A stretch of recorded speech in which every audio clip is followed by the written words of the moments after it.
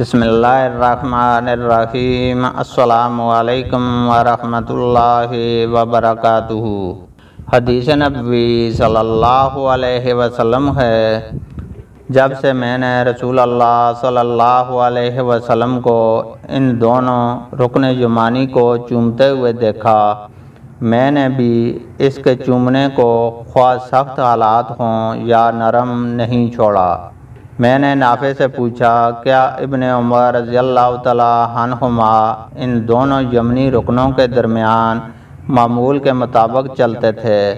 تو انہوں نے بتایا کہ آپ معمول کے مطابق اس لیے چلتے تھے تاکہ حجر اسود کو چھونے میں آسانی رہے۔